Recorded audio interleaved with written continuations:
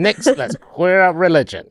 Vatican takes on anti-LGBTQ plus laws, creates contradictions. The Vatican released a new document this week called Dignitas Infinita, which was approved by Pope Francis. This 20-page declaration, crafted over 5 years, covers various topics related to what the Vatican defines as human dignity issues. These include poverty, the plight of migrants, violence against women, human trafficking, war, abortion, in vitro fertilization, surrogacy, the death penalty, and gender reassignment surgery. Once more, the document presents conflicting views on LGBTQ plus individuals and their relationship with the Church. While acknowledging the dignity of queer and trans people, it also expresses disapproval of practices such as gender transition surgery, surrogacy, and in vitro fertilization. These methods are commonly used by gay and lesbian couples to start families. The headline from the new Vatican document is that it condemns laws that discriminate against LGBTQ plus individuals. The document says that the sex assigned at birth is a, quote, irrevocable gift from God, end quote, and any procedure involving sex change poses a risk to, quote, the unique dignity the person has received from the moment of conception, end quote.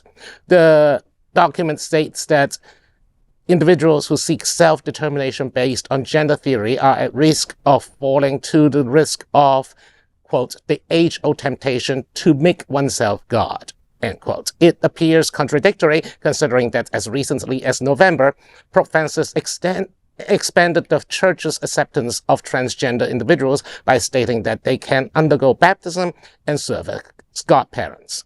The Vatican document suggests that they will fight anti-LGBTQ plus sentiment even in local Catholic dioceses that were discriminating against the LGBTQ plus community.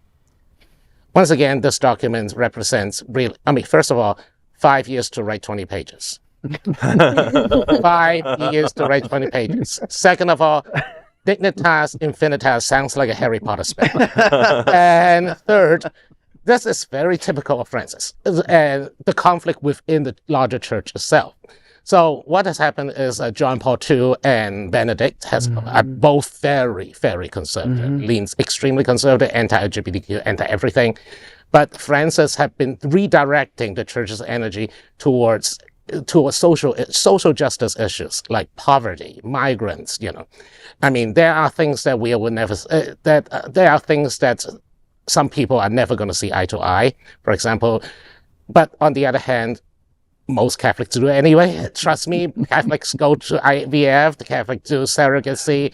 And the one thing that I think is more important is that you oppose gender transition surgery, but you also advocate against discriminatory laws against LGBTQ plus people. So it is essentially a compromise document between a church bureaucracy that is essentially continue to be conservative and church leadership slowly being replaced by Francis that are more accepting of a more liberal agenda.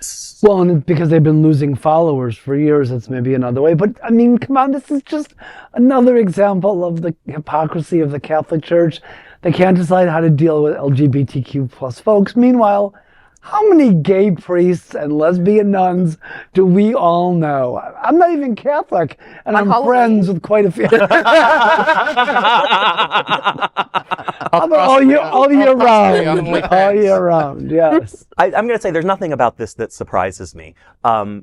It follows the same doctrine of hate the sin, love the sinner. So love LGBTQ plus people, love the trans person, love the gay person, but it's not good to be that. You know what's really funny about it is that they say that, gender is irreversible and that it's God's given nature and this and that. But they will 100% support intersex people getting, surgeries and hormones prescribed to them. I got hormones prescribed to myself when I was young. I had higher levels of testosterone. The doctors changed my biology. So that's okay, but for trans people, it's not. Okay. Hypocrisy. Yeah. That's the name of the game of Christianity. One step forward. It's like one step forward, half step back. The church has been around for a zillion years. They always deliberate it will take a century to make a decision.